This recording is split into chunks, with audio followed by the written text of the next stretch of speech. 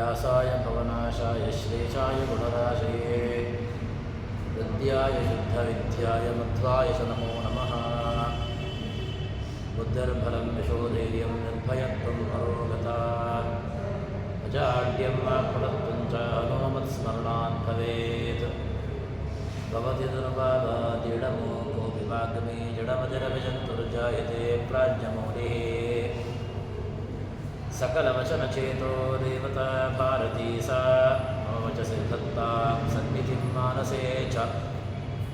तपो विद्याविरक्त्यादिसद्गुणौघाकरानहं वादिराजगुरून् वन्दे हयग्रीवपदाश्रयान्। मिथ्यासिद्धान्तदुर्ध्वान्तविध्वंसनविचक्षणः जयतीर्थाख्यतरणिः भसतां नोर्दम्बरे। अर्थिकल्पितकल्पोऽयं प्रत्यर्थिगजकेसरी व्यासतीर्थगुरुर्भूयात् अस्मदिष्टार्थसिद्धये। दुर्वादिध्वान्तरवे वैष्णवी देवरेन्द्रवे श्रीराघवेन्द्रगुरवे नमोऽत्यन्तदयालवे। ब्रह्मचर्य हरिप्रीतिसुविद्यावादशालिनः इष्टदान् कष्टहर्तॄन्नः विद्यामान्यान् मुनीन् नुमः। श्रीगुरुभ्यो नमः। हरिः ಓಂ। ಭಗವಂತ ದೇಹಾದಿಗಳಿಗೆ ಬೇಕಾಗಿರತಕ್ಕಂತಹ ಎಲ್ಲ ಆಹಾರಾದಿಗಳನ್ನು ನೀಡಿ ತಾನು ಪೋಷಣೆಯನ್ನು ಕೊಡ್ತಾನೆ. ಇಡೀ ಜಗತ್ತಿಗೆ ಮುಖ್ಯವಾಗಿ ಸಲಹುವಂಥವನು ಯಾರು ಅಂತ ಕೇಳಿದ್ರೆ ಆ ವಿಚಾರವನ್ನು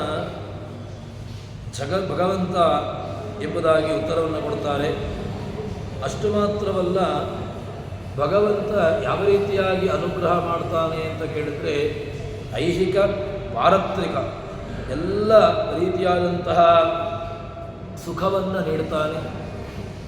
ಸುಖವನ್ನು ನೀಡಿ ಭಗವಂತ ಏನು ಮಾಡ್ತಾನೆ ಅಂತ ಕೇಳಿದ್ರೆ, ತಾನು ಆ ದೇವತೆಗಳು ರಾಕ್ಷಸರು ಇಬ್ಬರೂ ಕೂಡ ಮಂದರ ಪರ್ವತವನ್ನು ಪತನ ಮಾಡಿದಾಗ ಆ ಮಂದರ ಪರ್ವತ ಭೂಮಿಯ ಸಮುದ್ರದ ಒಳಗೆ ಹೋಗುವಂಥ ಸಂದರ್ಭದಲ್ಲಿ ತಾನು ತನ್ನ ಬೆನ್ನಲ್ಲಿ ಅದನ್ನು ಧಾರಣೆ ಮಾಡಿ ಆ ಅಮೃತವನ್ನು ದೇವತೆಗಳಿಗೆ ನೀಡುವ ಮೂಲಕವಾಗಿ ಅವನು ಏನು ಮಾಡ್ತಾನೆ ಅಂತ ಕೇಳಿದರೆ ಅವರಿಗೆ ಅನುಗ್ರಹವನ್ನು ಮಾಡಿದ.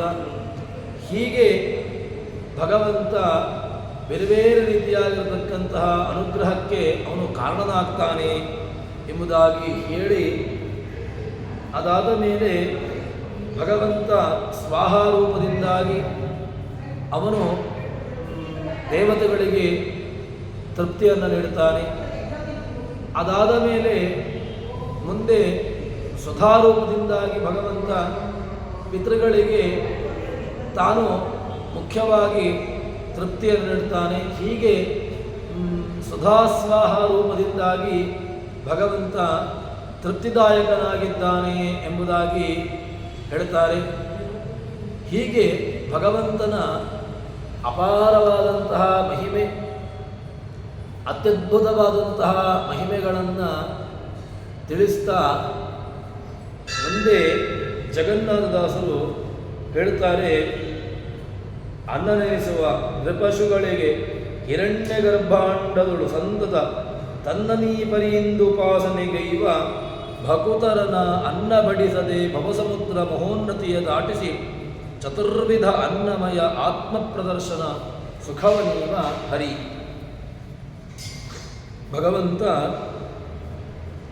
ಏನು ಮಾಡ್ತಾನೆ ಅಂತ ಕೇಳಿದ್ರೆ, ಮನುಷ್ಯರಿಗೆ ಪಶುಗಳಿಗೆ ಇಬ್ಬರಿಗೂ ಕೂಡ ತೃಪ್ತಿಯನ್ನು ಕೊಡ್ತಾನೆ. ತರ್ಪಕ, ಭಗವಂತ ತರ್ಪಕನಾಗಿದ್ದಾನೆ. ಯಾಕೆ ಅಂತ ಕೇಳಿದ್ರೆ, ಇಡೀ ಜಗತ್ತಿನ ಪ್ರಾಣಿಗಳಿಗೆ ಅವನು ಮನುಷ್ಯರಿಗೆ ಪಶುಗಳಿಗೆ ಬೇರೆ ಬೇರೆ ರೀತಿಯಾಗಿರತಕ್ಕಂತಹ ಅನ್ನಾದಿಗಳನ್ನು ನೀಡುವ ಮೂಲಕವಾಗಿ ತಾನು ಅನ್ನ ಧರಿಸಿಕೊಡುತ್ತಾನೆ. ಮತ್ತು ಅಷ್ಟು ಮಾತ್ರವಲ್ಲದೆ ಯಾರು ಇಡೀ ಜಗತ್ತಿನಲ್ಲಿ ಬ್ರಹ್ಮಾಂಡದಲ್ಲಿ ಭಗವಂತನನ್ನು ಈ ಉಪಾಸನೆಯನ್ನು ಅಂದರೆ ಭಗವಂತ ತರ್ಪಕ, ಇಡೀ ಜಗತ್ತನ್ನು ತೃಪ್ತಿಪಡಿಸುವವನು, ಇಡೀ ಜಗತ್ತಿಗೆ ಭಗವಂತ ಮುಖ್ಯ ತರ್ಪಕ ಎಂಬುದಾಗಿ ಯಾರು ಉಪಾಸನೆ ಮಾಡುತ್ತಾರೆ ಅಂತಹ ಉಪಾಸನೆ ಮಾಡುವಂತಹ ಭಕ್ತರಿಗೆ ಕಿಂಚಿತ್ತೂ ಕೂಡ ಅವರಿಗೆ ಕ್ಲೇಶವನ್ನು ನೀಡದೆ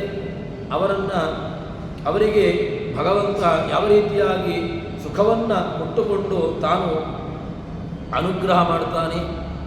ಅಂತಹ ಜೀವರಾಶಿಗಳಿಗೆ ಭಗವಂತ ಸಂಸಾರ ಸಮುದ್ರವನ್ನು ದಾಟಿಸಿ ಅವರನ್ನು ಏನು ಮಾಡ್ತಾನೆ ಅಂತ ಕೇಳಿದ್ರೆ ತನ್ನ ಸುಖವನ್ನು ಅಂದರೆ ಭಗವಂತನಿಗೆ ಉಪನಿಷತ್ತು ಅನ್ನಮಯ, ಪ್ರಾಣಮಯ, ಮನೋಮಯ, ವಿಜ್ಞಾನಮಯ, ಆನಂದಮಯ ಎಂಬುದಾಗಿ ಭಗವಂತನನ್ನು ಉಪನಿಷತ್ತುಗಳು ಕೊಂಡಾಡುವಂತಹದ್ದು. ಅಂತಹ ಅನ್ನಪ್ರಚುರನಾಗಿರತಕ್ಕಂತಹ ಇಡೀ ಜಗತ್ತಿಗೆ ಅನ್ನವನ್ನು ನೀಡಿ ಅವರವರ ಯೋಗ್ಯತಾನುಸಾರವಾಗಿರತಕ್ಕಂತಹ ಅನ್ನವನ್ನು ನೀಡುತ್ತಾ ಭಗವಂತ ಅವರಿಗೆ ತೃಪ್ತಿಯನ್ನು ಕೊಡುವವನು. ಯಾರು ಅಂಥವರಿಗೆ ಕ್ಲೇಶವನ್ನು ನೀಡದೆ ಅವರನ್ನು ಸಂಸಾರದ ಸಮುದ್ರದಿಂದಾಗಿ ದಾಟಿಸಿ ಅವರಿಗೆ ಈ ಸಂಸಾರದಿಂದಾಗಿ ದಾಟಿಸಿ ಒಳ್ಳೆಯ ತನ್ನ ಸುಖ ಅಂತ ಹೇಳಿದ್ರೆ ಮುಖ್ಯವಾಗಿ ಎಲ್ಲರೂ ಕೂಡ ಪ್ರಯತ್ನ ಪಡುವುದು ಯಾವುದಕ್ಕೆ ಅಂತ ಕೇಳಿದ್ರೆ ಮುಖ್ಯವಾಗಿರತಕ್ಕಂತಹ ಸುಖ ಅದು ಮುಕ್ತಿ. ಅಂತಹ ಮುಕ್ತಿರ್ನೈಜ ಸುಖಾನುಭೂತಿರಮಲ ಭಕ್ತಿಶ್ಚ ತತ್ಸಾಧನಂ ಅಂತ ಹೇಳಿದ ಹಾಗೆ ಆ ನೈಜವಾಗಿರತಕ್ಕಂತಹ ಸುಖ ಅದು ಭಗವಂತನನ್ನು ಕಾಣುವಂತಹದ್ದು, ಭಗವಂತನನ್ನು ಹೊಂದುವಂತಹದ್ದು. ಈ ರೀತಿಯಾದಂತಹ ಸುಖವನ್ನು ನೀಡ್ತಾ ಭಗವಂತ ಅವರನ್ನು ಪಾಲನೆ ಮಾಡ್ತಾನೆ ಎಂಬುದಾಗಿ ಹೇಳ್ತಾರೆ. ಹಿಂದೆ ಒಂದು ವಿಚಾರವನ್ನು ಹೇಳಿದರು.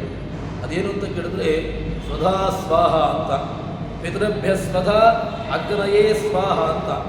ನಾವು ಅಗ್ನಿಯಾದಿಗಳಲ್ಲಿ ಆಹುತಿಯನ್ನು ನೀಡುವಾಗ ಯಾವ ರೀತಿಯಾಗಿ ಆಹುತಿ ನೀಡಬೇಕು ಅಂತ ಕೇಳಿದ್ರೆ ಅಗ್ನಯೇ ಅಲ್ಲಿ ಸ್ವಾಹಾಕಾರದಿಂದಾಗಿ ಅಗ್ನಿ ಸಂಬಂಧಿಕವಾಗಿರತಕ್ಕಂತಹ ದೇವತೆಗಳಿಗೆ ಹವಿಸ್ಸನ್ನು ನೀಡುವಾಗ ಅಲ್ಲಿ ಸ್ವಾಹಾಕಾರದಿಂದಾಗಿ.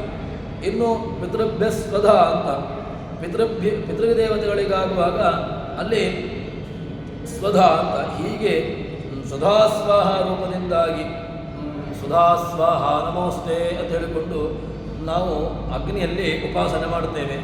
ಆ ಅಗ್ನಿಯ ಇಬ್ಬರು ಮಡದಿಯರು, ಅದರಲ್ಲಿ ಆ ಎರಡು ರೀತಿಯಾಗಿರತಕ್ಕಂತಹದ್ದನ್ನು ನಾವು ಉಪಾಸನೆ ಮಾಡಿಕೊಂಡು ಅಲ್ಲಿ ನಾವು ಆಹುತಿಗಳನ್ನು ನೀಡಬೇಕು ಅಂತ. ಹೀಗೆ ಯಾರು ಅದರ ವಾಸುದೇವ ಸಂಕರ್ಷಣ ರೂಪಿಯಾಗಿರತಕ್ಕಂತಹ ಭಗವಂತನನ್ನು ಅಲ್ಲಿ ಸ್ವಧಾಸ್ವಾಹ ರೂಪದಲ್ಲಿ, ಅಷ್ಟೇ ಅಲ್ಲದೆ ಮನುಷ್ಯರಿಗಾಗುವಾಗ ಭಗವಂತ ಪ್ರದ್ಯುಮ್ನ ರೂಪದಿಂದಾಗಿ, ಅನಿರುದ್ಧ ರೂಪದಿಂದಾಗಿ ಭಗವಂತ ತೃಣಾದಿಗಳಿಗೆ ಅಲ್ಲಿ ಅನ್ನ ಪಶುಗಳಿಗೆ ಆಹಾರವನ್ನು ನೀಡುತ್ತಾನೆ ಎಂಬುದಾಗಿ ಹೇಳ್ತಾರೆ. ಅನುವ್ಯಾಖ್ಯಾನದಲ್ಲಿ ಸ್ವೀಯಂ ಸ್ವೀಕುರುತೆ ಯಸ್ಮಾತ್ ಸ್ವಾಹಾತ್ಯುಕ್ತೋ ಜನಾರ್ದನಃ ಸದಾ ಅನ್ಯಧೃತೋ ಯತಃ. ಸ್ವೀಯಂ ಸ್ವೀಕುರುತೆ ಯಸ್ಮಾತ್, ಭಗವಂತ ಸ್ವಾಹ ಅಂದನಿಸಿಕೊಳ್ತಾನೆ. ಯಾಕೆ ಅವನನ್ನು ಸ್ವಾಹ ಅಂತ ಹೇಗೆ ಕರೀತಾರೆ? ಭಗವಂತ ಯಾಕೆ ಸ್ವಾಹ ಅಂತ ಕೇಳಿದ್ರೆ ಸ್ವೀಯಂ ಸ್ವೀಕುರುತೆ, ತನ್ನದ್ದನ್ನು ಭಗವಂತ ತಾನೇ ಸ್ವೀಕಾರ ಮಾಡ್ತಾನೆ. ಆದ್ದರಿಂದಾಗಿ ಭಗವಂತ ಏನು ಸ್ವಾಹ. ಸ್ವೀಯಂ ಸ್ವೀಕುರುತೆ ಯಸ್ಮಾತ್ ಸ್ವಾಹ ಇತ್ಯುಕ್ತ. ತನ್ನದ್ದನ್ನು ಭಗವಂತ ತಾನೇ ಸ್ವೀಕಾರ ಮಾಡ್ತಾನೆ, ಅದರಿಂದಾಗಿ ಭಗವಂತ ಸ್ವಾಹ ಅಂತರಿಸಿಕೊಡ್ತಾನೆ.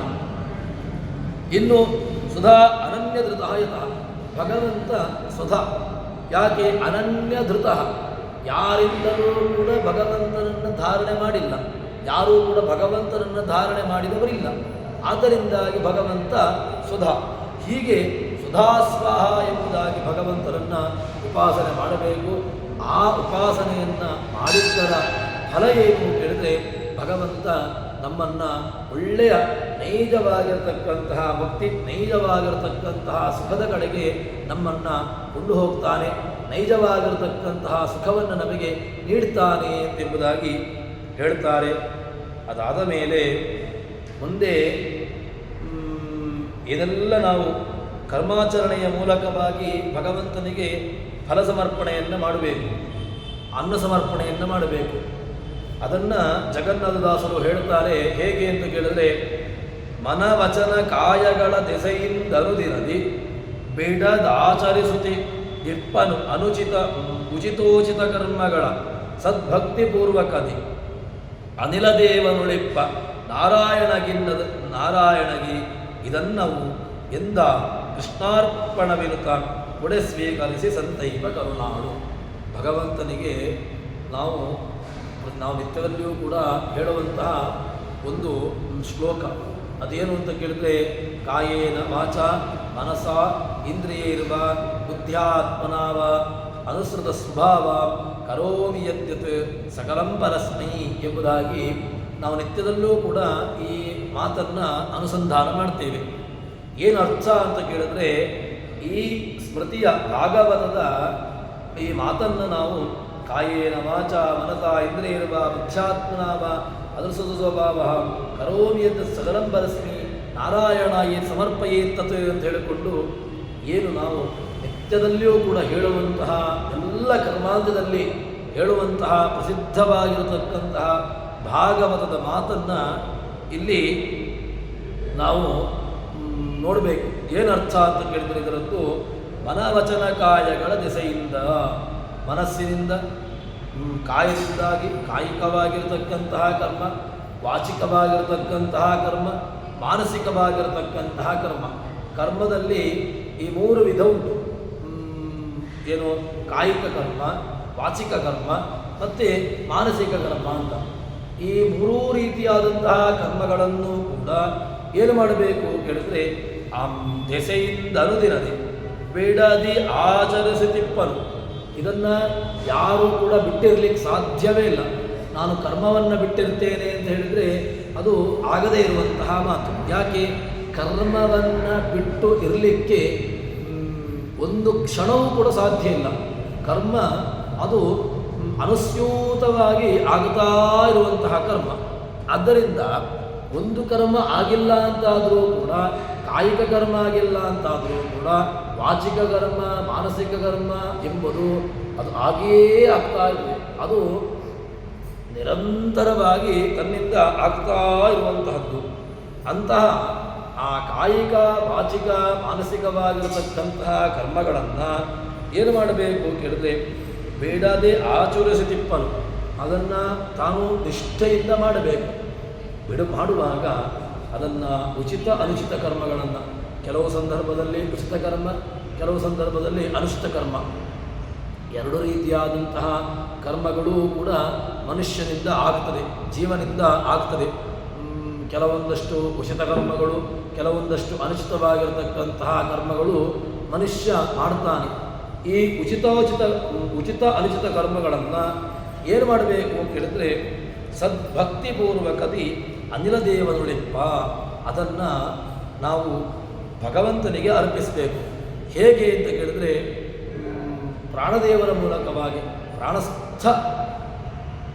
ಪ್ರಾಣಸ್ಥತತ್ವದಿಂದಾಗಿ. ಅದಕ್ಕೋಸ್ಕರವಾಗಿ ಎಲ್ಲ ಕರ್ಮಗಳನ್ನು ಕೂಡ ನಾವು ಹೇಗೆ ನಾವು ಅರ್ಪಣೆ ಮಾಡುವುದು ಅಂತ ಕೇಳಿದ್ರೆ, ನೀರಿನ ಮೂಲಕವಾಗಿ, ನೀರನ್ನು ಬಿಡುವ ಮೂಲಕವಾಗಿ ಸಂಕಲ್ಪವನ್ನು ಮಾಡುವಾಗ, ಅದೇ ರೀತಿಯಾಗಿ ಅದರ ಅಂತ್ಯವನ್ನೇ ಕೊನೆಗೆ ಕೃಷ್ಣಾರ್ಪಣಾದಿಗಳನ್ನು ಬಿಡುವಾಗಲೂ ಕೂಡ ಅದನ್ನು ನೀರನ್ನು ಬಿಡುವ ಮೂಲಕವಾಗಿ ನಾವು ಅರ್ಪಣೆ ಮಾಡುವಂತಹದ್ದು. ನೀರಿನ ಔಚಿತ್ಯ ಏನು ಕೇಳಿದ್ರೆ, ನೀರಿಗೆ ಅಪಿನ ಅಭಿಮಾನಿಯಾಗಿರತಕ್ಕಂತಹ ಪ್ರಾಣತತ್ವ, ಪ್ರಾಣದೇವರ ತತ್ವದ ಮೂಲಕವಾಗಿ, ಪ್ರಾಣತತ್ವದ ಮೂಲಕವಾಗಿ ಎಲ್ಲ ಕರ್ಮಗಳನ್ನು ಕೂಡ ಅದನ್ನು ಅರ್ಪಣೆ ಮಾಡಬೇಕು ಅಂತ. ಅದಕ್ಕೋಸ್ಕರವಾಗಿ ನೀರು ತುಂಬ ಮಹತ್ವಪೂರ್ಣವಾಗಿರತಕ್ಕಂತಹದ್ದು. ಅದೇ ಚಿಂತನೆಯಲ್ಲಿ ಪ್ರಾಣತತ್ವದ ಮೂಲಕವಾಗಿ, ಪ್ರಾಣದ ಮೂಲಕವಾಗಿ ಅದನ್ನು ಭಗವಂತನಿಗೆ ಅರ್ಪಣೆ ಮಾಡಬೇಕು. ವಾಯುದೇವರ ಅಂತರ್ಯಾಮಿ ಆಗಿರುವಂತಹ ಭಗವಂತನಿಗೆ ಅದನ್ನು ನಾವು ಅರ್ಪಣೆ ಮಾಡುವಂತಹ ಕರ್ಮಾದಿಗಳು ಅದೆಲ್ಲವೂ ಕೂಡ ಅನ್ನ ಎಂಬುದಾಗಿ ಚಿಂತನೆ ಮಾಡಿಕೊಂಡು ಅರ್ಪಿಸಬೇಕು. ಭಗವಂತ ಏನು ಮಾಡ್ತಾನೆ ಅಂತ ಕೇಳಿದರೆ, ಒಂದು ವೇಳೆ ಅಂತಹ ಒಂದು ಕರ್ಮಗಳನ್ನು ನಾವು ಅವನಿಗೆ ಎಲ್ಲವನ್ನು ಕೂಡ ಅರ್ಪಣೆ ಮಾಡುವ ಮೂಲಕವಾಗಿ ನಾವು ಇದ್ದೆವು ಅಂತಾದರೆ ಭಗವಂತ ಏನು ಮಾಡ್ತಾನೆ, ಆ ಎಲ್ಲದನ್ನು ಸ್ವೀಕಾರ ಮಾಡ್ತಾನೆ. ಸ್ವೀಕಾರ ಮಾಡಿ ತಾನು ಎಲ್ಲ ಆ ಅನುಗ್ರಹಗಳನ್ನು ಭಕ್ತರನ್ನು ಅನುಗ್ರಹ ಮಾಡ್ತಾನೆ ಅಂತ. ಹೀಗೆ ಈ ನಿತ್ಯದಲ್ಲಿಯೂ ಕೂಡ ಇನ್ನೊಂದು ನಾವು ಮಾತನ್ನು ಹೇಳ್ತೇವೆ. ಅದೇನು ಅಂತ ಕೇಳಿದ್ರೆ, ಅಪರಾಧ ಸಹಸ್ರಾಣಿ ಕ್ರಿಯಂತೆ ಅಹರ್ನಿಶಮ್ಮಯ ತಾನಿ ಸರ್ವಾಣಿ ಮೇ ದೇವ ಕ್ಷಮಸ್ವ ಪುರುಷೋತ್ತಮ ಎಂಬ ಮಾತಿದೆ. ಅದೇನು ಅಂತ ಕೇಳಿದ್ರೆ, ಉಚಿತ ಕರ್ಮ ಅನುಚಿತ ಕರ್ಮ ಅಂತ. ಅದರಲ್ಲೇ ಉಚಿತ ಕರ್ಮವನ್ನಾದರೂ ಕೂಡ ಭಗವಂತನಿಗೆ ನಾವು ನೇರವಾಗಿ ಅರ್ಪಣೆ ಮಾಡ್ತೇವೆ. ಈ ಕೆಲವು ಸಂದರ್ಭದಲ್ಲಿ ಅಪರಾಧ, ಬೇರೆ ಬೇರೆ ರೀತಿಯಾಗಿರತಕ್ಕಂತಹ ಅಪರಾಧಗಳು, ಕಾಯಿಕವಾಗಿರತಕ್ಕಂತಹ ಅಪರಾಧಗಳೂ ಆಗಬಹುದು, ವಾಚಿಕವಾಗಿರತಕ್ಕಂತಹ ಅಪರಾಧಗಳೂ ಆಗಬಹುದು, ಮಾನಸಿಕ ಮನೋಸಂಬಂಧಿಯಾಗಿರತಕ್ಕಂತಹ ಕರ್ಮಗಳೂ ಆಗಬಹುದು. ಈ ಕಾಯಿಕ, ವಾಚಿಕ, ಮಾನಸಿಕ ಈ 3 ವಿಧವಾದಂತಹ ಕರ್ಮಗಳೂ ಕೂಡ ಇದನ್ನು ಅವನಿಗೆ ಅರ್ಪಣೆ ಮಾಡಬೇಕು. ತಾನೇ ಸರ್ವಾಣಿ ಮೇ ದೇವ ಕ್ಷಮಸ್ವ ಪುರುಷೋತ್ತಮ ಕ್ರಿಯತೆ. ನನ್ನಿಂದ ಬೇರೆ ಬೇರೆ ರೀತಿಯಾಗಿರತಕ್ಕಂತಹ ತಪ್ಪುಗಳು ಅದು ಆಗಿ ಹೋಗ್ತವೆ. ಅಹರ್ನಿಶ, ಬೆಳಗ್ಗಿನ ಹೊತ್ತು, ಸಾಯಂಕಾಲದ ಹೊತ್ತು, ಪ್ರತಿ ನಿಮಿಷ ಪ್ರತಿ ಕ್ಷಣದಲ್ಲೂ ಕೂಡ ಇಂತಹ ತಪ್ಪುಗಳು ನನ್ನಿಂದ ಆಗ್ತವೆ. ತಾನೇ ಸರ್ವಾಣಿ, ಆ ಎಲ್ಲವನ್ನೂ ಕೂಡ ನೀನು ಮನ್ನಿಸಬೇಕು. ಕ್ಷಮಸ್ವ ಪುರುಷೋತ್ತಮ, ಕ್ಷಮಸ್ವ ಎಂಬುದಾಗಿ ಅರ್ಪಣೆ ಮಾಡುವ ಮೂಲಕವಾಗಿ ಅದನ್ನು ಅವನಿಗೆ ಹೇಳಿಕೊಳ್ಳುವ ಮೂಲಕವಾಗಿ ಇದನ್ನು ನಾವು ಅರ್ಪಣೆ ಮಾಡಬೇಕು ಎಂಬುದಾಗಿ ಹೇಳ್ತಾರೆ. ಹೀಗೆ ಕರ್ಮಗಳನ್ನು ಯಾರು ಅವನಿಗೆ ಸಮರ್ಪಣೆ ಮಾಡಿ ಬದುಕುತ್ತಾರೆ, ಆ ಬದುಕತಕ್ಕಂತಹವನ ಜೀವನವನ್ನು ಭಗವಂತ ಏನು ಮಾಡ್ತಾನೆ ಕೇಳಿದ್ರೆ, ಒಳ್ಳೆಯ ಒಂದು ಅನುಗ್ರಹವನ್ನು ಮಾಡ್ತಾನೆ. ಭಗವಂತ ಅದಕ್ಕೋಸ್ಕರವಾಗಿ ಭಕ್ತರನ್ನು ಯಾವ ಕಾಲಕ್ಕೂ ಕೂಡ ಭಗವಂತ ಬಿಡೋದಿಲ್ಲ. ನಾವೇನು ಮಾಡ್ತೇವೆ ಅಂತ ಕೇಳಿದ್ರೆ, ಭಗವಂತನನ್ನು ಮರೆತು ಬದುಕ್ತೇವೆ. ಭಗವಂತ ಯಾಕೆ ಬೇಕು, ಯಾವಾಗ ಬೇಕು ಅಂತ ಕೇಳಿದ್ರೆ, ಏನೋ ಒಂದು ನಾನು ಸಿಲುಕಿ ಹಾಕಿಕೊಂಡಿದ್ದೇನೆ ಅಥವಾ ಇನ್ಯಾವುದೋ ಒಂದು ಸಂಕಷ್ಟದಲ್ಲಿದ್ದೇನೆ ಅಂತಾದಾಗ ನಮಗೆ ಭಗವಂತನ ಸ್ಮರಣೆಯೋ ಭಗವಂತನ ಚಿಂತನೆಯೋ ಇದು ಬರುವಂತಹದ್ದು. ಆದರೆ ಭಗವಂತ ನಮಗೆ ಅನುಗ್ರಹವನ್ನು ಮಾಡಬೇಕು, ಭಗವಂತ ನಮ್ಮನ್ನು ನೋಡಬೇಕು ಅಂತಾದರೆ ಅದಕ್ಕಿರತಕ್ಕಂತಹ ಉಪಾಯ, ಅದಕ್ಕಿರತಕ್ಕಂತಹ ಮಾರ್ಗ ಏನು ಅಂತ ಹೇಳಿದ್ರೆ, ಎಲ್ಲ ಕರ್ಮದ ಫಲವನ್ನು, ಎಲ್ಲ ಕರ್ಮವನ್ನೂ ಕೂಡ ಅವನಿಗೆ ಅರ್ಪಣೆ ಮಾಡುವ ಮೂಲಕವಾಗಿ ನಾವು ಬದುಕುವಂತಹದ್ದೇ ಅವನಿಗೆ ಕೊಡುವಂತಹ ನಾವು ದೊಡ್ಡ ಅಂತಹ ಅನ್ನಾದಿಗಳನ್ನು ನೀಡಿದೆವು ಅಂತ ಅಂದರೆ ಭಗವಂತ ನಮ್ಮನ್ನು ಸ್ವೀಕರಿಸಿ ಕೃಷ್ಣಾರ್ಪಣವಿರುತ್ತ ಇದು ಅವನಿಗೆ ಅರ್ಪಣ, ಇದು ಭಗವತ್ ಪ್ರೀತಿ, ಇದು ಇಂತಹದರಿಂದಾಗಿ ಭಗವಂತ ಪ್ರೀತನಾಗಲಿ ಎಂಬ ಮನಸ್ಸಿನಿಂದ ನಿರ್ವ್ಯಾಜವಾದಂತಹ ಅಂತಹ ಚಂಚಲರಹಿತವಾದಂತಹ ಕರ್ಮದಿಂದಾಗಿ ಭಗವಂತನಿಗೆ ಅರ್ಪಣೆ ಮಾಡಿದಾಗ ಭಗವಂತ ಆ ಕರ್ಮವನ್ನು ಸ್ವೀಕಾರ ಮಾಡ್ತಾನೆ. ಸ್ವೀಕಾರ ಮಾಡಿ ಅವನು ಉದ್ಧಾರ ಮಾಡುತ್ತಾನೆ ಎಂಬುದಾಗಿ ಹೇಳ್ತಾರೆ. ಇನ್ನು ಮುಂದೆ ಭಗವಂತನನ್ನು ಒಂದಷ್ಟು ಅನ್ನ ಏನು ಸಪ್ತಾನ್ನ ಪ್ರಕರಣ ಅಂತ ಒಂದು ವಿಚಾರವನ್ನು ಹೇಳ್ತಾರೆ. ಅದೇನು ಅಂತ ಕೇಳಿದ್ರೆ, 7 ವಿಧ ಅನ್ನ ಪ್ರಕರಣದ ಕೇಳಿ ಕೋವಿದರಾಸ್ಯದಿಂದಲೇ ಆಲಸವ ಮಾಡದಲೇ ಅನಿರುದ್ಧಾದಿ ರೂಪಗಳ ಕಾಲಕಾಲದಿಂದ ಪೂಜಿಸುವ ಸ್ಥೂಲ ಮತಿಗಳಿಗಿದನು ಬೇಡದೆ ಶ್ರೀಲಕುಮಿವಲ್ಲಭನೆ ಅನ್ನದನು. ಭಗವಂತ ಅನ್ನದ ಭಗವಂತ ಅನ್ನಾದನೂ ಹೌದು, ಅನ್ನನೂ ಹೌದು. ಅದಕ್ಕೆ ಪ್ರಮಾಣವನ್ನು ಕೂಡ ಬೇಕಾದಷ್ಟು ಕೊಡ್ತಾರೆ. ಏನು ಅಂತ ಕೇಳಿದರೆ, ಈ ಸಪ್ತಾನ್ನ ಪ್ರಕರಣ ಅಂತ ಇದು ಬೃಹದಾರಣ್ಯಕೋಪನಿಷತ್ತಿನ ಒಂದು ಮಾತು. ಈ ಬೃಹದಾರಣ್ಯಕೋಪನಿಷತ್ತಿನಲ್ಲಿ ಏನು ಮಾಡ್ತಾರೆ ಅಂತ ಕೇಳಿದ್ರೆ, ಭಾಷ್ಯದಲ್ಲಿ ಹೇಳ್ತಾರೆ 7 ವಿಧ ಅನ್ನ ಪ್ರಕರಣಗಳು, 7 ವಿಧವಾಗಿರತಕ್ಕಂತಹ ಅನ್ನ ಪ್ರಕರಣಗಳನ್ನು ಹೇಳ್ತಾರೆ. ಅದು ಯಾವುದು ಅಂತ ಕೇಳಿದ್ರೆ, ಮನಸ್ಸು, ವಾಕ್, ಪ್ರಾಣ, ಅನ್ನ, ಬಲಿ, ಹೋಮ ಇತ್ಯಾದಿ ಗೋಕ್ಷೀರ ಇದರಿಂದಾಗಿ ಅನ್ನಗಳನ್ನು ನಿರ್ಮಾಣ ಮಾಡಬೇಕಂತೆ. ನಿರ್ಮಾಣ ಮಾಡಿ ಅದರಲ್ಲಿ ಮನಸ್ಸು, ವಾಕ್, ಪ್ರಾಣ ಈ ಮೂರನ್ನು ತಾನು ಭಗವಂತ ಏನು ಮಾಡ್ತಾನೆ, ತನ್ನಲ್ಲಿರಿಸಿಕೊಳ್ತಾನೆ. ಇನ್ನು ಅದಕ್ಕೋಸ್ಕರವಾಗಿ ಮನಸ್ಸು, ಮಾತು, ಇಂದ್ರಿಯಗಳು ಇದನ್ನೇ ನಾವು ಅವನಿಗೆ ಅರ್ಪಣೆ ಮಾಡಬೇಕು. ನಮ್ಮ ಮುಖ್ಯವಾಗಿರತಕ್ಕಂತಹದ್ದು ಏನು ಕೇಳಿದ್ರೆ ಇದೇ, ಈ ಮನಸ್ಸು, ಮತ್ತೊಂದು ಮಾತು, ಮತ್ತೊಂದು ಇಂದ್ರಿಯಗಳು. ಈ 7 ಅನ್ನಗಳು, ಒಂದು ವಾಕ್, ಮನಸ್ಸು, ಪ್ರಾಣ, ಅನ್ನ, ಬಲಿ, ಹೋಮ. ಇದರಲ್ಲಿ ಮನಸ್ಸು, ವಾಕ್ ಇದನ್ನು, ಪ್ರಾಣವನ್ನು, ಮಾತನ್ನು, ಇಂದ್ರಿಯಗಳನ್ನು ನಾವು ಯಾರಿಗೋಸ್ಕರ ಅರ್ಪಿಸಬೇಕು? ಅದನ್ನು ಅನ್ನವಾಗಿ ಭಗವಂತನಿಗೆ ಅರ್ಪಣೆ ಮಾಡಬೇಕು. ಯಾರು ಇದನ್ನು ಭಗವಂತನಿಗೆ ಅರ್ಪಣೆ ಮಾಡ್ತಾರೆ ಆವಾಗ ಅದು ಏನಾಗಿರ್ತದೆ? ಮಹಾ ಅನ್ನ, ಅದು ಮಹಾನೈವೇದ್ಯ ಅನಿಸಿಕೊಂಡಿರ್ತದೆ. ಅಂತಹ ಮಹಾನೈವೇದ್ಯವಾಗಿರತಕ್ಕಂತಹದ್ದನ್ನು ಭಗವಂತ ಸ್ವೀಕಾರ ಮಾಡಿ ಏನು ಮಾಡ್ತಾನೆ ಅಂತ ಕೇಳಿದ್ರೆ ಅವರಿಗೆ ಅನುಗ್ರಹವನ್ನು ಮಾಡ್ತಾನೆ. ಅದಾದ ಮೇಲೆ ಇನ್ನು 4ನೆಯದ್ದಾಗಿರತಕ್ಕಂತಹ ಅನ್ನ ಅಂತ ಹೇಳಿದ್ರೆ ಎಲ್ಲ ಪ್ರಾಣ ಉಳ್ಳಂತಹ ಪ್ರಾಣಿಗಳು ಸ್ವೀಕಾರ ಮಾಡುವಂತಹ ಅನ್ನ. ಆ ಅನ್ನವನ್ನು ಅದು ಕೂಡ ದೇವತೆಗಳಿಗೆ ಮುಖ್ಯವಾಗಿ ಮೀಸಲಾಗಿರತಕ್ಕಂತಹದ್ದು. ಆ ಅನ್ನಗಳು ಭಗವಂತನಿಗೇ, ಯಾಕೆಂದರೆ ದೇವತೆಗಳಿಗೆ ಅರ್ಪಣೆ ಮಾಡಲಿಕ್ಕಿರುವಂತಹದ್ದು. ಅದನ್ನು ದೇವತೆಗಳಿಗೆ ಕೊಡದೆ ಯಾರು ಅದನ್ನು ತಿಂತಾನೆ ಅವನು ಕಳ್ಳ ಅಂತ ಹೇಳ್ತಾರೆ. ಅದಕ್ಕೋಸ್ಕರವಾಗಿ ಎಲ್ಲ ಅನ್ನಾದಿಗಳನ್ನು ಕೂಡ ಭಗವಂತನಿಗೆ, ದೇವತೆಗಳಿಗೆ ಅದನ್ನು ನೀಡುವ ಮೂಲಕವಾಗಿ, ಅರ್ಪಣೆ ಮಾಡುವ ಮೂಲಕವಾಗಿ ತಾನು ಏನಾಗಬೇಕು ಅಂತ ಕೇಳಿದ್ರೆ ತಾನು ಕೃತಕೃತ್ಯ ಅಂತ ಆಗಬೇಕು. ಅದಕ್ಕೋಸ್ಕರವಾಗಿ ನಾವು ಎಲ್ಲ ಅನ್ನಾದಿಗಳನ್ನು ಆ ದೇವತೆಗಳಿಗೆ ನೀಡುವ ಮೂಲಕವಾಗಿ ತಾನು ಸ್ವೀಕಾರ ಮಾಡುವಂತಹದ್ದು. ಇನ್ನು ಮುಂದೆ ದೇವಸ್ವ, ಬ್ರಹ್ಮಸ್ವಗಳನ್ನು ಅಪಹಾರ ಮಾಡಿದಂತಹ ದೋಷ ಬರ್ತದೆ ಅವರಿಗೆ. ಇನ್ನು ಬಲಿಹೋಮ, ಇದು 4 ಪ್ರಾಣಿಗಳಿಗೆ ಹಾಲನ್ನು ಅಲೆ ನೀಡಿರ್ತಾನೆ. ಅದಕ್ಕೋಸ್ಕರವಾಗಿ ಇಲ್ಲಿ ಕೆಲವೊಂದಷ್ಟು ಪ್ರಾಣಿಗಳು ತಾಯಿಯ ಕ್ಷೀರದಿಂದಾಗಿ ಅಲ್ಲಿ ಬೆಳೀತವೆ. ಇನ್ನು ಗೋಕ್ಷೀರ, ಅದರಲ್ಲಿಯೂ ಕೂಡ ಅದು ಇತರರಿಗೆ ಅನ್ನ ಅಂತ. ಹೀಗೆ ಎಲ್ಲದರಲ್ಲಿಯೂ ಕೂಡ ಉಪಾಸನೆಯನ್ನು ಯಾರು ಮಾಡ್ತಾರೆ ಅಂಥವನಿಗೆ ಯಾವತ್ತೂ ಕೂಡ ಅವನಿಗೆ ಯಾವುದಕ್ಕೂ ಕೂಡ ಒಂದು ಕೊರತೆ ಅಂತ ಬರೋದಿಲ್ಲ. ಯತ್ಸಪ್ತಾನ್ನಾನಿ ಮೇಧಯ ತಮಸಾ ಅಜನಯತ್ಯೇ ಏಕೈಕಸ್ಯ ಸಾಧಾರಣಂ ದೇವಾನ್ ಅಭಾಜಯತ್ ತ್ರೀಣ್ಯೇನಾತ್ಮನೇ ಕುರುತ ಪಶುಭ್ಯ ಏಕಂ ಪ್ರಾಯಚ್ಛನ್ ತಿಷ್ಠನ್ ಸರ್ವಂ ಪ್ರತಿಷ್ಠಿತಂ ಯಚ್ಛ ಪ್ರಾಣಿತೆ ಯಚ್ಛದತ್ಮಾತ್ ಕಾನಿ ಕ್ಷೀಯಂತೆ ಅದ್ಯಮಾನಾನಿ ಸರ್ವದಾ ಯೋ ವೈತಾಮಕ್ಷಿತಂ ಯೋ ಯದಾ ಸೋನ್ನಮತ್ತಿ ಪ್ರತೀಕೇನ ನ ದೇವಾನಮಿಗಚ್ಚತಿ ಸ ಊರ್ಜಂ ಉಪಜೀವತಿ. ಹೀಗೆ ಏನು ಅಲ್ಲಿ ಬೃಹದ್ ಭಾಷದ ಮಾತನ್ನು ಹೇಳ್ತಾರೆ.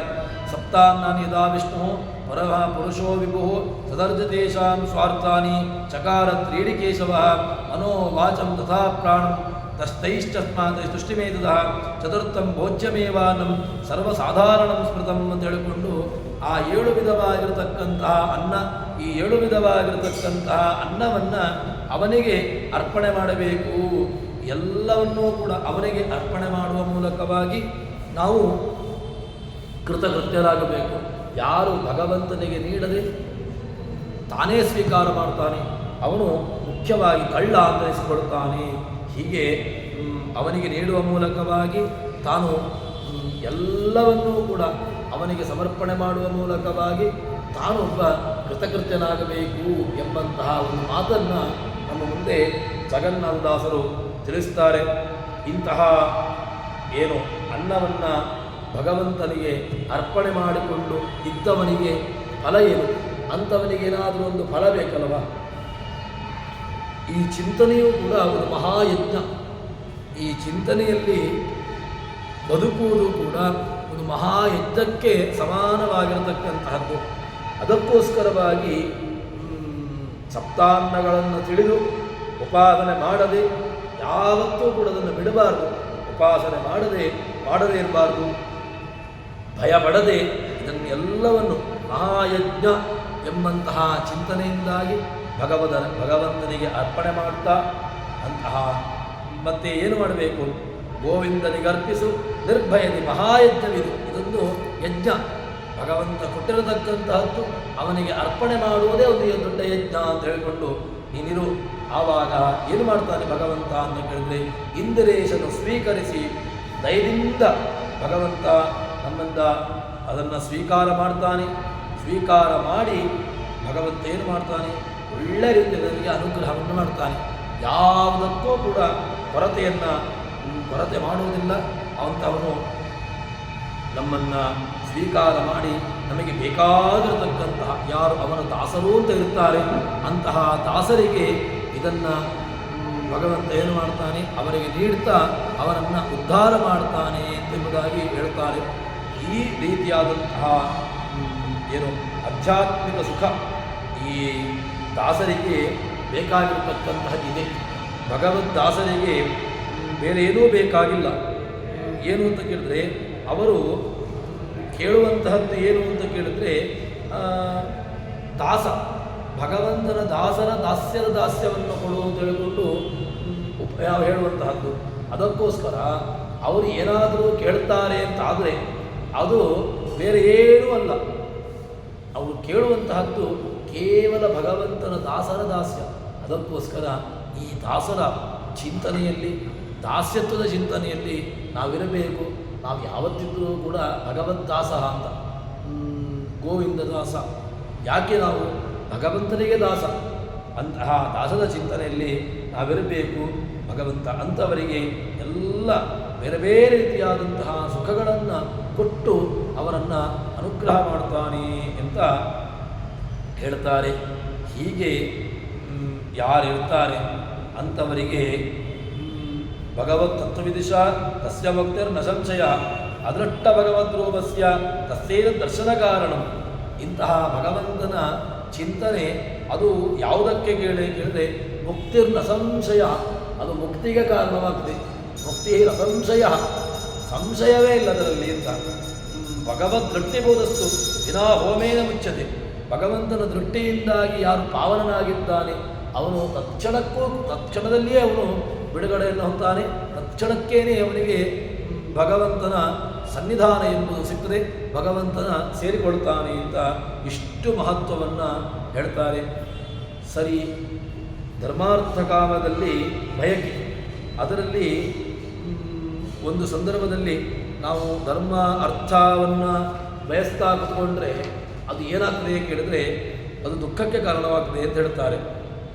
ಯಾಕೆ ಅಂತ ಕೇಳಿದರೆ ಒಂದು ಒಳ್ಳೆಯ ತಮಾಷೆಯ ಮಾತನ್ನು ದಾಸರು ಹೇಳ್ತಾರೆ. ಸೂಜಿ ಕರದಲ್ಲಿ ಪಿಡಿದು ಸಮರವನ ಜಯಿಸುವೆನು ಎಂದ ನರನಂತೆ ಈ ಜಗತ್ತಿನೊಳ್ಳ ಅಜ್ಞಾನಿಗಳು ನಿತ್ಯದಲ್ಲಿ ತ್ರಿಜಗತ್ಪತಿ ಚರಣಯುಗಳ ಸರೋಜ ಭಕ್ತಿಜ್ಞಾನಪೂರ್ವಕ ಪೂಜಿಸದೆ ಧರ್ಮಾರ್ಥ ಕಾಮ ವಯಸ್ಸಿ ಬಳಲುವರು. ತಮಾಷೆಯನ್ನು ಮಾಡ್ತಾರೆ. ಏನು ಅಂತ ಕೇಳಿದ್ರೆ, ಒಬ್ಬ ಯೋಧ ಅಥವಾ ರಣರಂಗಕ್ಕೆ ಹೋಗಿದ್ದಾನೆ. ರಣರಂಗದಲ್ಲಿರತಕ್ಕಂಥವನು ಅಂತಹ ರಣರಂಗದಲ್ಲಿರುವವನು ಏನು ಮಾಡಬೇಕಿತ್ತು? ಅವನು ಯುದ್ಧಕ್ಕೆ ಹೋಗಬೇಕು ಅಂತಾದರೆ ಯುದ್ಧಕ್ಕೆ ಬೇಕಾಗುವಂತಹ ಸಾಮಗ್ರಿಗಳನ್ನು, ಖಡ್ಗ, ಕತ್ತಿ, ಗುರಾಣಿ ಅಥವಾ ಇನ್ನಿತರ ಬೇರೆ ಒಂದು ಚೂಪಾಗಿರತಕ್ಕಂತಹ ಎದುರಾಳಿಯನ್ನು ಸದೆಬಡಿಯಬಲ್ಲ ತಾನು ಯುದ್ಧ ಸಾಮಗ್ರಿಗಳನ್ನು ತೆಗೆದುಕೊಂಡು ಹೋಗಬೇಕು. ಅದು ಬಿಟ್ಟು ಕೇವಲ ಒಂದು ಸಣ್ಣ ಸೂಜಿಯನ್ನು ತೆಗೆದುಕೊಂಡು ಹೋಗಿ ನಾನು ಯುದ್ಧವನ್ನು ಗೆಲ್ತೇನೆ ಅಂತ ಹೇಳಿದರೆ ಮೂರ್ಖತನದ ಪರಮಾವಧಿ. ಯಾಕೆ? ಯುದ್ಧವನ್ನು ಗೆಲ್ಲಬೇಕು ಅಂತಾದರೆ ಅದಕ್ಕೆ ಸೂಜಿ ಎಂಬುದು ಸಹಕಾರಿ ಆಗೋದಿಲ್ಲ. ಸೂಜಿಯ ಮೂಲಕವಾಗಿ ನಾನು ಯುದ್ಧವನ್ನು ಗೆಲ್ತೇನೆ ಸಾಧ್ಯವೇ ಇಲ್ಲ. ಸೂಜಿ ಅದು ಯುದ್ಧವನ್ನು ಗೆಲ್ಲಲಿಕ್ಕಿರುವಂತಹದ್ದಲ್ಲ. ಅದೇ ರೀತಿಯಾಗಿ ಇಲ್ಲಿ ಹೇಳ್ತಾರೆ, ಅಜ್ಞಾನಿಗಳು ಏನು ಮಾಡ್ತಾರೆ ಕೇಳಿದ್ರೆ ಅವರು ಭಕ್ತಿ ಜ್ಞಾನವನ್ನು ಇಟ್ಟುಕೊಳ್ಳೋದಿಲ್ಲ. ಮತ್ತು ಕೇವಲ ಧರ್ಮಾರ್ಥಗಳನ್ನೇ ವಹಿಸಿಕೊಂಡು, ಧರ್ಮ ಅರ್ಥ ಕಾಮ ಈ ಮೂರಲ್ಲಿಯೇ ತಾವು ನಿರತರಾಗಿ ಬಿಡ್ತಾರೆ. ಇದೇ ಮೂರನ್ನು ಅವರು ಸರ್ವಸ್ವ ಎಂಬುದಾಗಿ ಚಿಂತನೆ ಮಾಡಿಕೊಂಡು ತಾವಿದೇ ಜಗತ್ತಿನಲ್ಲಿ ಬಳಲ್ತಾ ಇರ್ತಾರೆ. ಅಂಥವರಿಗೆ ಏನಾಗ್ತದೆ ಕೇಳಿದ್ರೆ, ಬಯಸಿ ಅವರು ಇದೇ ಮತ್ತೆ ಮತ್ತೆ ಇದೇ ಭೂಮಂಡಲದಲ್ಲಿ ಜಗತ್ತಿನಲ್ಲಿ ತಾವು ತಿರುಗಿ ತಿರುಗಿ ತಿರುಗಿ ಒತ್ತಾಡ್ತಾ ಇರ್ತಾರೆ ಅಂತ ಹೇಳಿಕೊಂಡು ಹೇಳ್ತಾರೆ.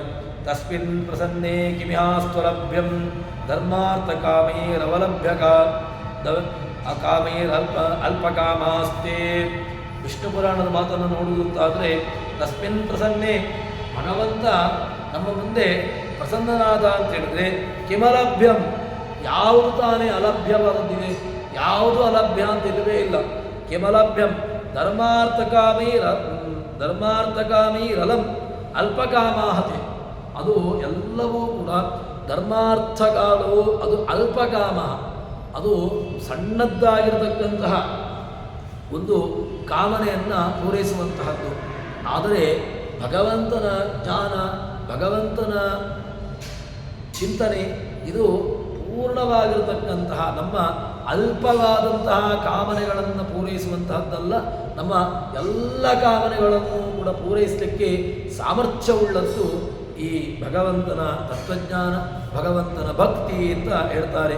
ಅದಕ್ಕೋಸ್ಕರ ಏನು ಹೇಳ್ತಾರೆ, ಅದೇ ಚಿಂತನೆಯನ್ನು ಹೇಳಿಕೊಂಡಿಟ್ಟುಕೊಂಡು ಯುದ್ಧಕ್ಕೆ ಹೊರಡುವಾಗ ಖಡ್ಗಾದಿಗಳು ಬೇಕು. ಯಾಕೆ? ಎದುರಾಳಿಯಲ್ಲಿ ಪ್ರಖರವಾದಂತಹ ತೀಕ್ಷ್ಣವಾಗಿರತಕ್ಕಂತಹ ಆಯುಧಗಳು ಇರ್ಬೋದು, ಅಥವಾ ಇನ್ನಿತರ ಯಾವುದೋ ಭಯಾನಕವಾಗಿರತಕ್ಕಂತಹ ಅಸ್ತ್ರಗಳು ಇರ್ಬೋದು. ಇವನನ್ನು ಸದೆಬಡಿಯುವಂತಹ ಅಥವಾ ಇವನನ್ನು ಸಂಹಾರ ಮಾಡುವಂತಹ ಬೇಕಾದಷ್ಟು ಆಯುಧಗಳು, ಸಲಕರಣೆಗಳಿರ್ಬೋದು. ಅದಕ್ಕೋಸ್ಕರ ಹೇಗೇನು ಮಾಡಬೇಕು?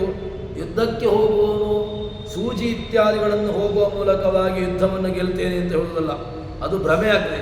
ಅದೇ ರೀತಿಯಾಗಿ ಭಗವಂತನನ್ನು ಬಿಟ್ಟು ನಾನು ಇತರ ದೇವತೆಗಳನ್ನು ಆರಾಧನೆ ಮಾಡುವ ಮೂಲಕವಾಗಿ ನನಗೆ ಬೇಕಾದನ್ನು ಪಡ್ಕೊಳ್ತೇನೆ ಅಂತ ಹೇಳಿದರೆ ಅದು ಮೂರ್ಖತನಾಗ್ತದೆ. ಯಾವುದು ಇತರ ದೇವತೆಗಳನ್ನು ಆರಾಧನೆ ಮಾಡುವ ಮೂಲಕವಾಗಿ ಇವನಿಗೆ ಇವನ ಯೋಗ್ಯವಾಗಿರತಕ್ಕಂತಹ, ಇವನಿಗೆ ಬೇಕಾಗುವಂತಹ ಯಾವುದು ಧರ್ಮಾರ್ಥಗಳು ಸಿಗ್ಲಿಕ್ಕೆ ಸಾಧ್ಯವೇ ಇಲ್ಲ. ಅದಕ್ಕೋಸ್ಕರ ಇವನು ಉಪಾಸನೆ ಮಾಡಬೇಕು ಅಂತಾದರೆ ಭಗವಂತನನ್ನು ಬಿಟ್ಟು ಇತರ ದೇವತೆಗಳನ್ನು ಉಪಾಸನೆ ಮಾಡುವ ಮೂಲಕವಾಗಿ ನಾನು ಬೇಕಾದನ್ನು ಪಡ್ಕೊಳ್ತೇನೆ, ಅದು ಭ್ರಮೆ. ಭಗವಂತನನ್ನು ಬಿಟ್ಟು ಇತರ ದೇವತೆಗಳನ್ನು ಆರಾಧನೆ ಮಾಡಿದ್ದರಿಂದಾಗಿ ಅಲ್ಪವಾದಂತಹ ಕಾಮನೆಗಳು ಸಿಗಬಹುದು. ಅಲ್ಪವಾದಂತಹ ಕಾಮನೆಗಳು ಇವನದ್ದು ಪೂರೈಕೆ ಆಗಬಹುದು. ಅದರಿಂದ ಇವನಿಗೆ ಬೇಕಾದ್ದು ಕೂಡ ಸಿಗಬಹುದು. ಆದರೆ ಮುಖ್ಯವಾಗಿ ಯಾರನ್ನು ಆರಾಧನೆ ಮಾಡಬೇಕು, ಯಾರನ್ನು ಆರಾಧನೆ ಮಾಡುವ ಮೂಲಕವಾಗಿ ಇವನ ಎಲ್ಲ ಕಾಮನೆಗಳೂ ಕೂಡ, ಇವನ ಎಲ್ಲ ಮನೋರಥಗಳೂ ಕೂಡ ಪೂರೈಸ್ತದೋ ಅಂತಹ ಚಿಂತನೆಯಲ್ಲಿ ತಾನಿರಬೇಕು. ಅದಕ್ಕೋಸ್ಕರ ಭಗವಂತನ ಆರಾಧನೆಯೇ ಪರಮ ಮುಖ್ಯವಾಗಿರತಕ್ಕಂತಹದ್ದು. ಇತರ ದೇವತೆಗಳ ಆರಾಧನೆಯಿಂದಾಗಿ ತನಗೆ ಯೋಗ್ಯವಾಗಿರತಕ್ಕಂತಹ ಗತಿಯಾಗ್ತದೆ, ಮುಕ್ತಿ ಸಿಗ್ತದೆ, ಸಾಧ್ಯವೇ ಇಲ್ಲ. ಮೋಕ್ಷವಿಚ್ಛೇತ ಜನಾರ್ದನಮೇವ. ಮೋಕ್ಷ ಬೇಕು ಜನಾರ್ದನನ್ನ, ಭಗವಂತನ ಉಪಾಸನೆಯನ್ನು ಮಾಡು. ಮೋಕ್ಷ ಬೇಕು ಅಂತ ಹೇಳಿಕೊಂಡು ಇತರ ದೇವತೆಗಳನ್ನು ಆರಾಧನೆ ಮಾಡಿದರೆ ಅದು ನಿನಗೆ ಮೋಕ್ಷಕ್ಕೆ ಕಾರಣ ಆಗೋದಿಲ್ಲ, ಮತ್ತೆ ಪುನಃ ಸಂಸಾರದ ಬಂಧನಕ್ಕೆ ಕಾರಣವಾಗ್ತದೆ ಅಂತ ಹೇಳ್ತಾರೆ, ಎಚ್ಚರಿಕೆಯನ್ನು ಕೊಡ್ತಾರೆ. ಹೇಗೆ ಅಂತ ಕೇಳಿದ್ರೆ ಇದೇ ದೃಷ್ಟಾಂತ. ಸೂಜಿಯಿಂದ ಏನಾದರೂ ನಾನು ಗೆಲ್ತೇನೆ ಅಂತ ಹೇಳಿದ್ರೆ ಮೂರ್ಖ. ಸೂಜಿಯ ಮೂಲಕವಾಗಿ ಯುದ್ಧವನ್ನು ಗೆಲ್ಲೋದು ಎಷ್ಟು ಅಸಾಧ್ಯವೋ ಅದೇ ರೀತಿಯಾಗಿ ಭಗವಂತನನ್ನು ಬಿಟ್ಟು ಇತರ ದೇವತೆಗಳಿಂದಾಗಿ ತಾನು ಏನನ್ನಾದರೂ ಪಡೆದುಕೊಳ್ಳುತ್ತೇನೆ, ಮೋಕ್ಷವನ್ನು ಪಡೆದುಕೊಳ್ಳುತ್ತೇನೆ ಎಂಬುದು ಕೂಡ ಅದು ಅಸಾಧ್ಯವಾದದ್ದು ಅಂತ ಒಂದು ದೊಡ್ಡ ಸಂದೇಶವನ್ನು ನಮಗೆ ದಾಸರು ಇಲ್ಲಿ ಕೊಡ್ತಾರೆ. ಅಂತಹ ಲಕ್ಷ್ಮೀಪತಿಯಾಗಿರತಕ್ಕಂತಹ ಭಗವಂತನನ್ನು ಉಪಾಸನೆ ಮಾಡಬೇಕು. ಉಪಾಸನೆ ಮಾಡುವ ಮೂಲಕವಾಗಿ ಭಗವಂತ ನಮ್ಮ ಎಲ್ಲ ಅನುಗ್ರಹಕ್ಕೆ ಕಾರಣನಾಗ್ತಾನೆ. ಜ್ಞಾನಪೂರ್ವಕ ಭಕ್ತಿಯೂ ಬೇಕು, ಜ್ಞಾನವೂ ಬೇಕು. ಭಕ್ತಿಪೂರ್ವಕವಾದಂತಹ ಜ್ಞಾನವೇ ಮೋಕ್ಷಕ್ಕೆ ಕಾರಣ. ಭಕ್ತಿ ಜ್ಞಾನ ಇದೆರಡೂ ಕೂಡ ಜೊತೆಗಿರಬೇಕು. ಭಕ್ತಿ ಒಂದು ಕಡೆ, ಜ್ಞಾನ ಒಂದು ಕಡೆ ಇದ್ದರೆ ಅದು ಸಾಧ್ಯ ಇಲ್ಲ. ಭಕ್ತಿ ಎಲ್ಲಿಯೋ ಇದೆ, ಜ್ಞಾನ ಎಲ್ಲೋ ಯಾರದ್ದೋ ಇದೆ, ಅದು ಆಗೋದಿಲ್ಲ. ಭಕ್ತಿ ಜ್ಞಾನಗಳು ಕೂಡ ಇದೆರಡೂ ಕೂಡ ಏಕತ್ರ ಮಿಲಿತವಾಗಬೇಕು, ಏಕತ್ರ ಇದ್ದುಕೊಂಡು ಅದು ಭಗವಂತನಲ್ಲಿ ಇರಬೇಕು. ಇಂತಹ ನಿಶ್ಚಲವಾಗಿರತಕ್ಕಂತಹ ಭಕ್ತಿ ಜ್ಞಾನಗಳು ನಮ್ಮ ಔನ್ನತ್ಯಕ್ಕೆ, ನಾವು ಮೋಕ್ಷದ ಕಡೆಗೆ ಪ್ರಯಾಣವನ್ನು ಬೆಳೆಸಲಿಕ್ಕೆ ಅಥವಾ ಮೋಕ್ಷದ ಗಮನಕ್ಕೆ ಇದು ಸಹಕಾರಿಯಾಗುತ್ತದೆ ಅಂತ ಹೇಳ್ತಾರೆ. ಇದನ್ನು ನಾವು ಅರ್ಥ ಮಾಡಿಕೊಂಡು ಆ ಭಗವಂತನ ಉಪಾಸನೆಯಲ್ಲಿ ನಮ್ಮನ್ನು ನಾವು ತೊಡಗಿಸಿಕೊಳ್ಳಬೇಕು ಎಂಬುದಾಗಿ ಹೇಳ್ತಾರೆ. ಇದಾದ ಮೇಲೆ ಭಗವಂತ ಎಲ್ಲ ಕಡೆಗಳಲ್ಲೂ ಇದ್ದಾನೆ. ಯಾವತ್ತೂ ಕೂಡ ನಾವು ಹೇಳುವಂತಹದ್ದು ಭಗವಂತ ಇದ್ದಾನೆ ಅಂತ ಆದರೆ ಕಾಣಬೇಕಲ್ವ, ಭಗವಂತ ಇದ್ದಾನೆ ಅಂತ ಆದರೆ ಕಾಣಿಸಿಕೊಳ್ಳಬೇಕಲ್ವ ಅಂತ ಹೇಳಿದ್ರೆ ಕಾಣಿಸಿಕೊಳ್ಳಬೇಕು ಅಂತಿಲ್ಲ. ಯಾಕೆ ಅಂತ ಕೇಳಿದ್ರೆ ಶಕಟ ಭಂಜನ ಸಕಲ ಜೀವನ ನಿಕಟಿಗನು ತಾನಾಗಿ ಲೋಕಕ್ಕೆ ಪ್ರಕಟನಾಗದೆ ಸಕಲ ಕರ್ಮವ ಮಾಡಿಸುತ್ತ ಅಕುಟಿಲಾತ್ಮಕ ಭಕ್ತ ಜನರಿಗೆ ಸುಖದ ನೆನೆಸುವ ಸರ್ವಕಾಲದಿ ಅಕಟಕಟ ಈತನ ಮಹಾಮಹಿಮೆಗಳೇನೆಂಬೆ. ಭಗವಂತ ಅವನ ಮಹಿಮೆ ಎಂತಹ ಒಂದು ಅತ್ಯದ್ಭುತವಾದದ್ದು ಅಂತ ಕೇಳಿದರೆ ಅದನ್ನು ಹೇಳ್ತಾರೆ. ಶಕಟಾಸುರ ಭಂಜನ, ಭಗವಂತನನ್ನು ಕೃಷ್ಣನಿಗೆ ಇಟ್ಟಂತಹ ಹೆಸರು. ಕೃಷ್ಣನನ್ನು ಪುರಾಣಗಳು ಕರೆದಿರತಕ್ಕಂತಹ ಹೆಸರೇನು ಕೇಳಿದ್ರೆ ಶಕಟಾಸುರ ಭಂಜನ. ಭಗವಂತ ಶಕಟಾಸುರನನ್ನು ಭಂಜನೆ ಮಾಡಿದ, ಶಕಟಾಸುರನನ್ನು ಸಂಹಾರ ಮಾಡಿದ. ಅಂತಹ ಶಕಟಾಸುರ ಭಂಜನನಾಗಿರತಕ್ಕಂತಹ ಭಗವಂತ ಅವನು ಸಕಲ ಜೀವರ ನಿಕಟಿಗನು. ಎಲ್ಲಿದ್ದಾನೆ ಕೇಳಿದ್ರೆ ಎಲ್ಲ ಜೀವರಲ್ಲಿಯೂ ಕೂಡ ತಾನು ನಿಕಟಿ. ಭಗವಂತ ಅಲ್ಲಿದ್ದಾನೆ ಇಲ್ಲಿದ್ದಾನೆ ಅಂತಲ್ಲ, ಸರ್ವ ಜೀವರ ನಿಕಟಿಗನು, ಎಲ್ಲ ಜೀವರ ಜೊತೆಗೆ.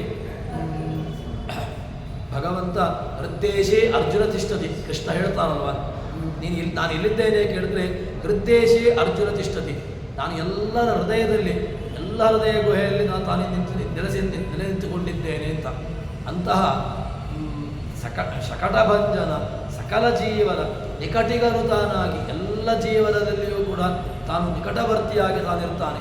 ಎಲ್ಲ ಜೀವರಿಗೂ ಕೂಡ ಹತ್ತಿರದ ಸಖ ಯಾರು ಕೇಳಿದ್ರೆ ಅದು ಭಗವಂತ.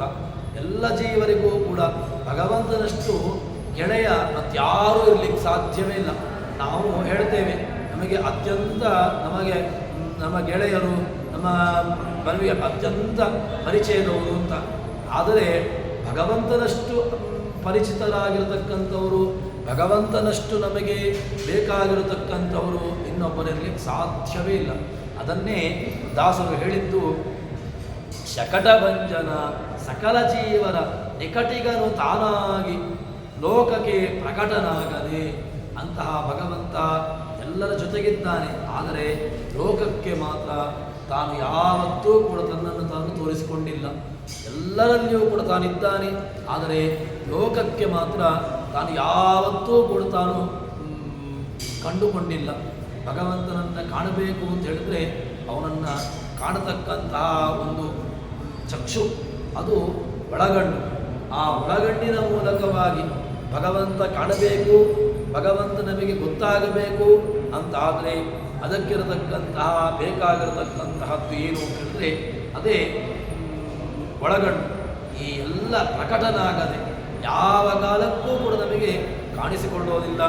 ಸಕಲ ಕರ್ಮವ ಮಾಡಿಸುವ, ಎಲ್ಲರಲ್ಲಿಯೂ ಕೂಡ ತಾನು ಕರ್ಮವನ್ನು ಮಾಡ್ತಾನೆ, ನಡೆಸ್ತಾನೆ. ಎಲ್ಲರಲ್ಲಿಯೂ ಕೂಡ ಬೇರೆ ಬೇರೆ ರೀತಿಯಾಗಿರತಕ್ಕಂತಹ ಕರ್ಮಕ್ಕೆ ಕಾರಣ ಭಗವಂತ. ಅಂತಹ ಕರ್ಮವನ್ನು ಮಾಡಿಸ್ತಾ ಅವರವರಲ್ಲಿ ಮಾಡಿಸ್ತಾನೆ. ಕಾಲಕಾಲಕ್ಕೆ ಬೇಕಾಗಿರತಕ್ಕಂತಹ ಕರ್ಮವನ್ನು ಮಾಡಿಸ್ತಾ ಅಕುಟಿಲಾತ್ಮಕ. ಭಗವಂತನಿಗೆ ಕುಟಿಲತೆ ಎಂಬುದು ಇಲ್ಲವೇ ಇಲ್ಲ. ಅವನಿಗೆ ನಿಷ್ಕಪಟಿ. ಭಗವಂತ ಒಬ್ಬನನ್ನು ಸ್ವೀಕಾರ ಮಾಡ್ತಾನೆ, ಇನ್ನೊಬ್ಬನನ್ನು ಬಿಟ್ಟು ಬಿಡ್ತಾನೆ. ಭಗವಂತ ತನಗೆ ಬೇಕಾದವರಿಗೆ ಒಂದು ರೀತಿಯಾಗಿರ್ತಾನೆ, ತನಗೆ ಬೇಡವಾಗಿರತಕ್ಕಂಥವರಿಗೆ ಭಗವಂತ ಅನುಗ್ರಹ ಮಾಡೋದಿಲ್ಲ. ಈ ರೀತಿಯಾದಂತಹ ವೈಷಮ್ಯ ನಿರ್ಗಣ್ಯಾದಿಗಳಿಲ್ಲ.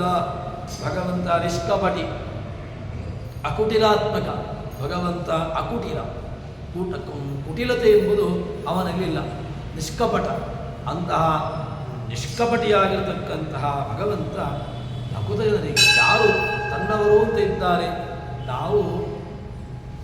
ನಾವು ದೇವರಿಗೆ ಬೇಕಾದವರಾಗಬೇಕು, ನಾವು ಅವರಿಗೆ ಬೇಕು ಇವರಿಗೆ ಬೇಕಾದವರು ಅಂತ ಆಗುವುದಲ್ಲ.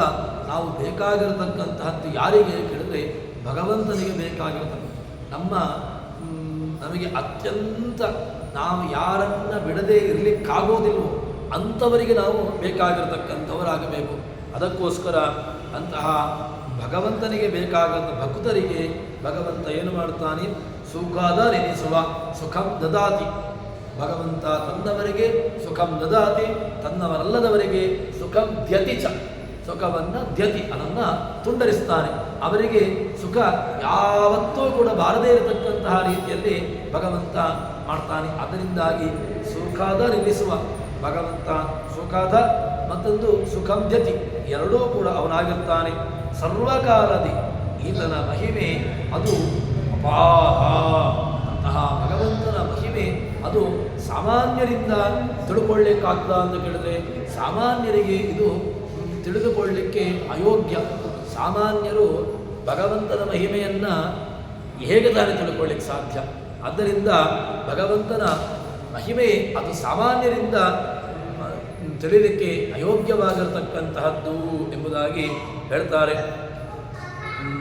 ಭಗವಂತನನ್ನ ಕಂದುಕಸ್ತುತಿಯಲ್ಲಿ ಹೇಳುವಾಗ ಪಾದತಲ ವಿದಲಿತ ಗುರುತರ ಶಕಟ ಅಂತ ಅಲ್ಲಿ ಆಚಾರ್ಯರು ಅವನನ್ನು ಸ್ತೋತ್ರ ಮಾಡ್ತಾರೆ. ಪದತಲ ವಿದಲಿತ ಅಂಬರ ಗಂಗಾ ಚುಂಬಿತ ಪಾದ ಅಂತ ಹೇಳಿಕೊಂಡು ಆಚಾರ್ಯರ ಸ್ತೋತ್ರ ಕಂದುಕಸ್ತುತಿಯನ್ನು ಆಚಾರ್ಯರು ಮಾಡುತ್ತಾರೆ. ಅಂಬರ ಗಂಗಾ ಚುಂಬಿತ ಪಾದ, ಅದರಲ್ಲಿ ಪದತಲ ವಿದಲಿತ ಗುರುತರ ಶಕಟ ಅಂತ. ಪದತಲ ಭಗವಂತನ ಪದತಲದಿಂದಾಗಿ ವಿದಲಿತವಾದದ್ದು ಯಾವುದು? ಶಕಟ. ಆ ಶಕಟಾಸುರಾದಿಗಳನ್ನು ಭಂಜನ ಮಾಡುವ ಮೂಲಕವಾಗಿ, ಶಕಟಾದಿಗಳನ್ನು ಸಂಹಾರ ಮಾಡುವ ಮೂಲಕವಾಗಿ ಪದತಲ ವಿದಲಿತ ಗುರುತರ ಶಕಟ. ಆ ಪದತಲದಲ್ಲಿ ವಿದಲಿತನಾಗಿರ್ತಕ್ಕಂಥವನು, ಅವನನ್ನು ಪೂರ್ಣ ಸಂಹಾರ ಮಾಡಿರ್ತಕ್ಕಂಥವನು ಅಂತಹ ಭಗವಂತ. ವಿದಲಿತ ಗುರುತರ ಶಕಟ ಎಲ್ಲ ನಾವು ನಮ್ಮ ದೇಹಕ್ಕೆ ಸಂಬಂಧಿಸಿದ ಸ್ಥೂಲ ದೇಹ, ಅನೃತ ದೇಹ ಎಲ್ಲ ಇದು ಏನಾಗಿದೆ, ನಮ್ಮ ದೇಹಾದಿಗಳು ಪುಡಿಯಾಗಬೇಕು. ಅದು ಪುಡಿಯಾಗಬೇಕು ಅಂತ ಹೇಳಿದರೆ ಈ ದೇಹ ಪುಡಿಯಾಗಬೇಕು. ಈ ದೇಹ ಪುಡಿಯಾಗಬೇಕು ಅಂತ ಹೇಳಿದ್ರೆ ಹೇಗೇಗೋ ಇದನ್ನು ಪುಡಿ ಮಾಡಲಿಕ್ಕೆ ಬರೋದಿಲ್ಲ. ಅದಕ್ಕಿರತಕ್ಕಂತಹ ಉಪಾಯ ಏನು? ಈ ದೇಹವನ್ನು ಇದನ್ನು ಚೆನ್ನಾಗಿ ಗುದ್ದಬೇಕು ಅಂತಾದರೆ ಅದಕ್ಕಿರತಕ್ಕಂತಹ ಉಪಾಯ ಏನು ಅಂತ ಹೇಳಿದ್ರೆ ಭಗವಂತನ ಸ್ಮರಣೆ ಮಾಡುವ ಮೂಲಕವಾಗಿ ಈ ದೇಹದಿಂದ ಬಿಡಬೇಕು ಎಂಬುದಾಗಿ ಹೇಳ್ತಾರೆ. ಅಂತಹ ಭಗವಂತನನ್ನು ನಾವು ಚೆನ್ನಾಗಿ ಉಪಾಸನೆ ಮಾಡಬೇಕು ಅಂತ ಹೇಳಿಕೊಂಡು ಹೇಳ್ತಾರೆ. ಇನ್ನೊಂದು ಇದೇ ವಿಚಾರವನ್ನು ಧರ್ಮ ಪ್ರೋಜಿತ ಕೈತ ಮೋತ್ರವನಮೋ ನಿರ್ಮತ್ಸರಾಣ ಧೃತ ಅಂತ ಹೇಳಿಕೊಂಡು, ಧರ್ಮ ಪ್ರೋಜಿತ ಕೈತವ ಭಗವಂತನಿಗೆ ಕಪಟ ಇತ್ಯಾದಿಗಳು ಏನಿಲ್ಲ. ಮತ್ತೊಂದು ಧಾಮ್ನಾ ಸ್ವೇನ ಸದಾ ನಿರಸ್ತ ಕುಹಕಂ ಸತ್ಯಂ ಪರಂ ಧೀಮಹಿ ಅಂತ ಹೇಳಿಕೊಂಡು ಭಾಗವತೆ ಭಗವಂತನ ಹೇಳ್ತದೆ. ಭಗವಂತ ಎಂಥವನಾಗಿದ್ದಾನೆ ಕೇಳಿದ್ರೆ ಧಾಮ್ನಾ ಸ್ವೇನ ಸದಾ ನಿರಸ್ತ ಕುಹಕಂ. ಭಗವಂತನಲ್ಲಿ ಕುಹಕ ಎಂಬುದು ಇಲ್ಲವೇ ಇಲ್ಲ. ಅಂತಹ ನಿರಸ್ತ ಕುಹಕಂ ಸತ್ಯಂ ಪರಂ ಧೀಮಹಿ. ಅಂತಹ ಸತ್ಯನಾಗಿರತಕ್ಕಂತಹ ನಿರ್ದಿಷ್ಟ ಜ್ಞಾನಾಂತ ಸ್ವರೂಪನಾಗಿರತಕ್ಕಂತಹ ಭಗವಂತನನ್ನು, ಪರಂ ಶ್ರೇಷ್ಠನಾಗಿರತಕ್ಕಂತಹ ಭಗವಂತನನ್ನು ಧೀಮಹಿ ಉಪಾಸನೆ ಮಾಡ್ತೇನೆ ಎಂಬುದಾಗಿ ಹೇಳ್ತಾರೆ. ಹೀಗೆ ಭಗವಂತನ ಉಪಾಸನೆ ಎಂಬುದು ನಮಗೆ ಅತೀ ಅವಶ್ಯಕವಾಗಿರತಕ್ಕಂತಹದ್ದು. ಯಾವುದೋ ಒಂದು ಕಾಲಕ್ಕೆ ಕೇವಲ ಭಗವಂತನ ದರ್ಶನ ಎಂಬುದು ನಮ್ಮ ಯಾವ ಬೇಡಿಕೆಗಳಿಗೂ ಕೂಡ ಅದು ಪೂರಕವಾಗೋದಿಲ್ಲ. ಭಗವಂತನನ್ನು ನೋಡುವಂತಹ ರೀತಿ ಕಣ್ಣುಗಳು ಹೇಗಿರಬೇಕು ಅಂತ ಹೇಳಿದ್ರೆ ಆ ಒಳಗಣ್ಣಿನ ಮೂಲಕವಾಗಿ ಶಾಸ್ತ್ರದ ದೃಷ್ಟಿಯ ಮೂಲಕವಾಗಿ ಯಾವ ರೀತಿಯಾಗಿ ಭಗವಂತನ ಚಿಂತನೆಯನ್ನು ಕೊಟ್ಟಿದ್ದಾರೆ ಆ ರೀತಿಯಾದಂತಹ ಚಿಂತನೆಯಲ್ಲಿ ನಮ್ಮ ಕಣ್ಣುಗಳು ತೆರೆಯುವಂತಾಗಬೇಕು. ತನ್ಮೂಲಕವಾಗಿರತಕ್ಕಂತಹ ಭಗವಂತನ ಚಿಂತನೆ ನಮಗೆ ಸದಾ ಕಾಲದಲ್ಲೂ ಕೂಡ ಇರಬೇಕು ಎಂಬುದಾಗಿ ಈ ಚಿಂತನೆಯನ್ನು ಜಗನ್ನಾಥದಾಸರು ನಮಗೆ ತಿಳಿಸಿಕೊಡ್ತಾರೆ. ಆ ರೀತಿಯಾದಂತಹ ಚಿಂತನೆಯನ್ನು ನಾವು ನಿತ್ಯದಲ್ಲಿಯೂ ಕೂಡ ಮಾಡುವಂತೆ ಆಗಲಿ. ಆ ರೀತಿಯಾದಂತಹ ಚಿಂತನೆಯಲ್ಲಿ ನಮ್ಮನ್ನು ಭಗವಂತ ಮುನ್ನಡೆಸಲಿ ಎಂಬಲ್ಲಿಗೆ ಇವತ್ತಿನ ಪ್ರವಚನವನ್ನು ಹರಿಪ್ರಿಯತಾ ಶ್ರೀಕೃಷ್ಣಾರ್ಪಿತಮಸ್ತು.